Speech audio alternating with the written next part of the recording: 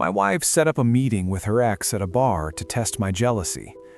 I remained calm. He used an hour putting me down while she chuckled. Then she declared, "Hi, I'm Phil, 35 years old, data analyst from Louisville, Kentucky. I was raised without a father, observed my mom work 2 jobs just to keep us fed, and figured out early that nobody was going to hand me anything in life. I put myself through community college, then state school, graduated with no debt because I worked nights at a warehouse, and created myself a stable, quiet life. I'm not rich, I'm not exciting, but I'm solid. I believed that mattered." I met Valerie at a friend's wedding 5 years ago. She was 28, worked in marketing, and had this vibe that made everyone in the room look when she walked in. I still don't know what she saw in me that night, but we started dating, and 6 months later, I proposed.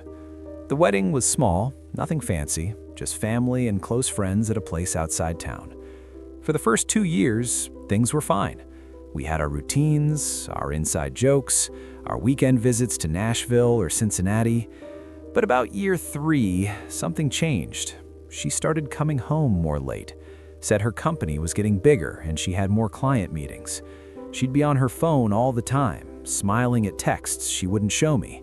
And when I'd ask who it was, she'd say it was just work or just Susan from the office. I'm not a jealous guy by nature, but I'm not blind either. I saw when she stopped touching me the way she used to, when she'd jump if I reached for her hand, when intimacy became something she'd put up with once a month if I was lucky. Then one night, my brother Darwin called me. Darwin's a mechanic, lives about 40 minutes away, and we get beers every few weeks. He told me he'd seen Valerie at that Italian place downtown, the one with the patio. I asked if maybe she was there for work, and he went quiet, before saying that she was holding hands with some guy across the table, and when he walked past, he saw them kiss. He sent me a photo he'd taken from his truck. It was blurry, but it was her. Dark hair, the blue dress I'd given her for her birthday, and sitting across from her was a guy in a polo shirt, mid-30s, clean-cut, smiling like he'd just won the lottery. I didn't call her that night. I didn't scream or throw things or ask for answers. I saved the photo, thanked Darwin, and sat in my home office until 3 in the morning thinking. The following day, I acted normal, made coffee, kissed her on the cheek, went to work, came home, asked about her day. She said it was fine. Busy. Exhausting. I nodded and made dinner. That weekend, I did some looking. I checked her phone bill online and found a number she'd been texting non-stop, sometimes 50 times a day. I ran it through a reverse lookup site and got a name, Collins Newman. I searched him on LinkedIn. He was a senior account manager at a mid-sized firm downtown, went to University of Louisville, played golf, posted photos of himself at charity events. I kept scrolling and found something notable. He was engaged. His fiance's name was Sophia, and her last name was Hartley. I recognized that name. Her father, Ross Hartley, owned the company where Collins worked. So Collins wasn't just sleeping with my wife, he was also engaged to his boss's daughter. I didn't confront Valerie. I kept my eyes open. Watch this entire story on Reddit Stories Rewind to understand the full picture and the valuable lessons it teaches. Make sure you watch all the way to the end. I saw she started dressing nicer before work meetings. I spotted charges on our joint credit card for restaurants I'd never been to, and for drinks at bars in areas she claimed she never went to. One night, she came home at 11, said the client dinner went on late and I could smell cologne on her jacket. It wasn't mine. 2 weeks later, she came to me with a plan. She asked if I trusted her, said she'd been feeling like I'd been distant recently and wanted to make sure we were solid. Then she suggested something strange. She offered introducing me to an old friend of hers, someone she used to date, and we'd all get drinks together just to see if I was the sort of guy who got jealous or if I was secure. I stared at her. This was the setup. This was her way of excusing what she'd already been doing, of flipping the script so that if I reacted, I'd be the bad guy. I agreed. She blinked. I don't think she thought I would agree. I told her it sounded fine, that if it would make her feel better about us, we should do it. She said it for that Friday night. Downtown bar, 8 p.m. She said his name was Collins, that they dated for a short time in college, that he was just an old friend. I said, okay. That week I bought 2 things online, a pin camera and a small audio recorder that looked like a car key fob. I tested them both, made sure the quality was okay, and practiced keeping them in the right place. I also called Darwin and told him what was happening. He asked if I was really going through with this, and I told him I needed proof, and she was giving it to me. Friday came. I got home from work, showered, put on jeans and a button-up, clipped the pin to my pocket, and slipped the recorder into my jacket. Valerie was wearing a black dress, heels, red lipstick. She looked amazing, and I told her so. She smiled, but it didn't reach her eyes. We drove apart. She said she had to run an errand after, so it made more sense. I got to the bar first, ordered a beer, and waited. She walked in 10 minutes later, and right behind her was Collins. He looked exactly like his LinkedIn photo. Tall, confident, expensive watch, hair gelled back like he was trying out for a cologne commercial. Valerie introduced us, and Collins shook my hand too hard, held it too long. We sat down. For the first 20 minutes, it was normal small talk. Work, sports, the weather. Then Collins started testing me. He'd make little comments about how being a data guy must be pretty boring, or asking if I was the type who liked everything figured out. I smiled and agreed, said, I like structure. Valerie laughed, and I noticed she kept touching his arm when she talked. Then Collins got bolder. He mentioned that back in college, he and Valerie were pretty serious. She giggled and told him to stop, but she didn't mean it. He talked about their wild times, suggested I didn't know half the things she used to do. I sipped my beer and said I probably didn't. He leaned back and asked if I ever worried about what Valerie did when I wasn't around. I looked at him, then at her, and asked if I should.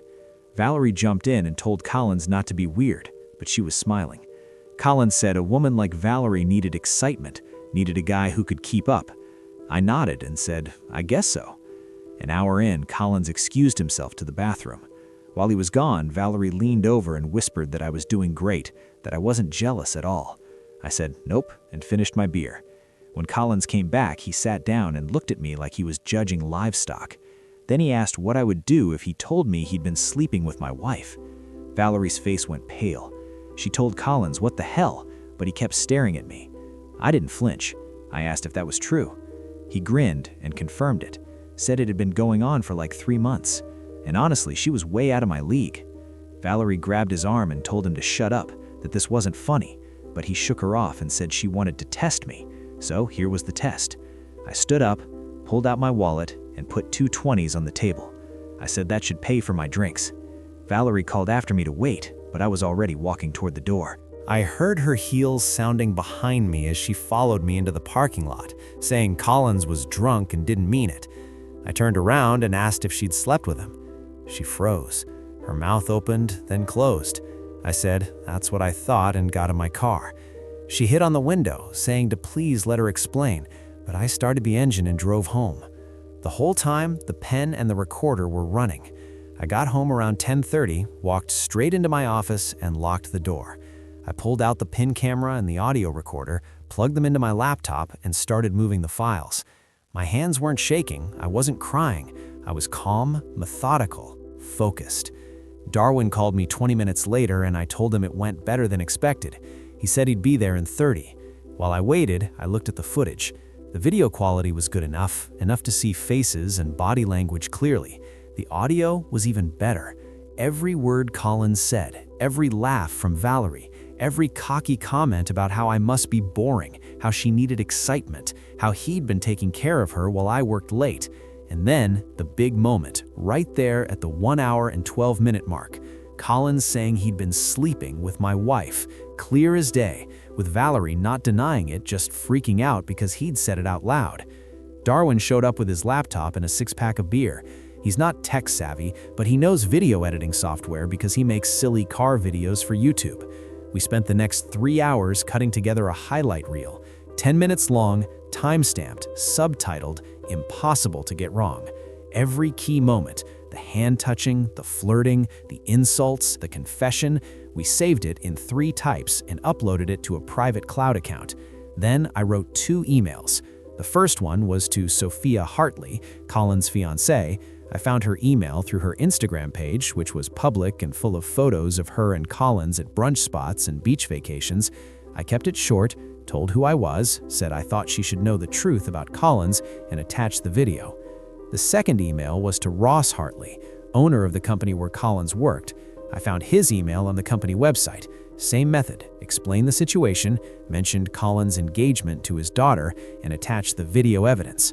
I sent both emails at 2:47 a.m. Then I started packing Valerie's things. I didn't destroy anything, didn't throw her clothes in the yard like some revenge movie. I just packed everything carefully into suitcases and boxes, labeled them, and stacked them by the front door. I changed the locks on the house. I called our bank and froze our joint account, then moved my half into a new personal account. I changed every password we shared: Netflix, Hulu, Amazon, the Wi-Fi, everything. I called the security company we used for our alarm system and told them Valerie was no longer allowed to enter the property. By 6 a.m., I was done. I made coffee, sat on the couch, and waited. My phone started ringing at 7:15. It was Valerie. I didn't answer. She called again and again. By 8 a.m., I had 14 missed calls and 32 text messages, ranging from asking where I was to what on earth I did to please call back. I didn't respond to any of them. At 9 a.m., Collins called. I answered. He said we needed to talk, that I needed to take back that video and tell Sophia it was fake. I asked why I would do that. He explained that I just ruined his life, that Sophia broke up with him, her dad fired him that morning, and now everyone thought he was a piece of trash. I told him he was a piece of trash. He started yelling, calling me controlling, saying I had no right to get into his relationship, that what happened between him and Valerie was none of my business. I let him finish, then told him he'd said he was sleeping with my wife, and I just showed people the truth, and hung up. Valerie called again at 10. This time I answered. She was crying, screaming, asking how I could do this to her, that I had no right to send that video to anyone. I said she was right. I should have just let her keep lying. She called me a psycho, said I was controlling and insecure, and couldn't handle that she wanted something better. I asked if by better she meant Collins, the guy who just got fired and dumped because of her. She went quiet. Then she said I'd recorded them, that I'd set her up. I explained that no, she set herself up, that she invited me to that bar, let Collins say what he said, and didn't deny any of it. She said she wanted to come home. I told her things were packed and waiting outside the front door, that I'd changed the locks and not to come back. She said I couldn't kick her out, it was her house too. I explained that actually the house was in my name. I bought it before we got married and told her to check the deed. She hung up. This is why you need to watch every part of the story. Subscribe to Reddit Stories Rewind and hit the like button if you're seeing the full picture now. Over the next few days, the aftermath was huge. Sophia posted a long Instagram story about betrayal and self-respect. Didn't name Collins directly, but everyone knew. Ross Hartley released a statement saying Collins was no longer employed due to conduct against company values. Valerie tried calling me every day, sometimes 5 or 6 times. I never answered. She sent emails, long and confusing messages about how I destroyed her, how she'd never forgive me, how I was a monster. I saved every single one. 2 weeks later, her lawyer contacted mine. She wanted spousal support, said she'd been financially relying on me during the marriage. My lawyer sent back the video, the bank statements showing she'd spent thousands of our joint money on dates with Collins, and a timeline of her affair. Her lawyers stopped responding after that. A month later, the divorce was filed. No contest. She signed everything. 3 months after that night at the bar, the divorce was over. Valerie got nothing except her personal belongings and the car she'd driven, which was in her name. No alimony, no split of assets, nothing. My lawyer said it was one of the easiest divorces he'd ever handled. And it was all because of the evidence. Video, audio, bank statements showing her spending our money on another man. Text messages she'd sent to friends showing off about having her cake and eating it too. The judge didn't even blink. Valerie tried fighting it at first. She hired a different lawyer, a guy who specialized in difficult spouses. But when my lawyer showed him the footage of Collins' confession, he told her she had no case. She claimed I'd entrapped her, that the recording was illegal, but Kentucky's a one-party consent state, meaning I didn't need her permission to record a conversation I was part of. She tried saying I was controlling and abusive, but there was no evidence of that. No police reports, no hospital visits, no witnesses, just her word against a 10-minute video of her laughing while her lover insulted her husband. Colin's life imploded too. Losing his job was just the start. Word traveled fast in Louisville's business community, especially because Ross Hartley had clout. Nobody wanted to hire the guy who cheated on the boss's daughter. Last I heard from Darwin, who ran into one of Colin's old co-workers at a gym, Collins had moved back in with his parents in Indiana and was working at a car dealership. Sophia, from what I could see on social media before I stopped checking, seemed to be doing fine. She'd gone on a trip to Europe with friends, posted photos of herself looking happy and free, and eventually made her Instagram private. Good for her. Valerie spiraled. I didn't take joy in it, but I didn't feel guilty either. She'd moved into a small apartment on the east side of town, the kind of place with thin walls and a parking lot full of potholes. She'd lost her job too, not because of the affair directly, but because she'd been using company time and resources to meet up with Collins, and someone had reported it to HR after the story got out. She tried reaching out to mutual friends, but most of them had seen the video by then. A few stayed neutral, said they didn't want to pick sides, but the majority quietly stepped back. I didn't badmouth her to anyone. I didn't have to. The truth did all the work. For months after the divorce, I started seeing someone new. Her name was Stephanie. She was a nurse at the hospital downtown, and we'd met at a coffee shop near my office.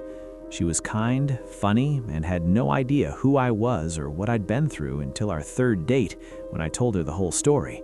She listened, didn't judge, and said it sounded like I handled it the right way. I appreciated that. We took things slow, and for the first time in years, I felt like I could breathe. Then, 6 months after the divorce, Valerie showed up at my door. I had just gotten home from a weekend trip to Nashville with Stephanie, and there she was, standing on my porch, looking like she'd aged 10 years. Her hair was unwashed, her clothes were wrinkled, and she had dark circles under her eyes. She asked if we could talk. I said no and started to close the door, but she put her hand up and asked for just 5 minutes. Against my better judgment, I let her in.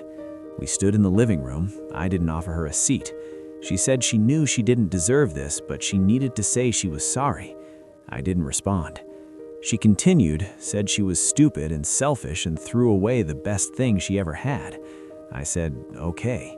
She told me she missed me, missed us, and asked if there was any chance we could try again. I looked at her, really looked at her, and felt nothing. No anger, no sadness, no nostalgia, just nothing. I said no. She started crying. She begged, said she'd do anything, go to therapy, be better, prove it to me. I told her she didn't make a mistake. She made a choice. She chose to cheat, chose to lie, chose to humiliate me in front of a stranger just to test whether I'd react. And when I didn't react the way she wanted, she got caught. I explained that wasn't a mistake. That was who she was. She claimed she'd changed. I didn't care. She asked if I was seeing someone else. I said yes. Her face crumpled. She asked if it was serious already, and I reminded her it had been 6 months, that I'd moved on and she should too. She wiped her eyes and said she couldn't believe I was being this cold. I told her I wasn't being cold, I was being honest. She wanted excitement, wanted someone better, and she got Collins. I asked how that worked out for her. She didn't answer. She just turned around and walked out. I closed the door, locked it, and sat down on the couch. Stephanie called me an hour later and asked how my day was. I said, good, really good. A year later, I'm still in Louisville, still working the same job, still living in the same house. Stephanie moved in 3 months ago, and we're talking about getting a dog. I don't think about Valerie much anymore. Sometimes I'll see a car that looks like hers or hear a song that reminds me of our wedding, and I'll feel a little twinge of something, but it passes quickly. Darwin still checks in on me every week, and we still grab beers and talk about nothing important. I ran into Colin's old boss, Ross Hartley, at a charity event downtown last month. He recognized me, came over, and shook my hand. He said he never got to thank me properly, that what I did, showing him that video, saved his daughter a lot of pain down the road. I told him I wasn't trying to save anyone. I was just being honest. He said honesty matters and walked away. I guess it does. Looking back, I don't regret how I handled things. I didn't yell, didn't beg, didn't make a scene. I just collected the evidence, showed the truth, and walked away. Some people think that's cold, that I should have fought for my marriage, but I don't see it that way. You can't fight for something that the other person already destroyed. Valerie made her choice, and I made mine. And my choice was to stop letting her control my life. I'm not a hero. I'm not a victim. I'm just a guy who decided he deserved better. And I got it. The end. What do you think about this story? Let me know in the comments. Drop a like and don't forget to subscribe for more real-life stories. If this story showed you the power of truth and calm action, show your support. Please give this video a thumbs up, share it with someone who needs to see it, and subscribe to Reddit Stories Rewind for more powerful real-life stories every day.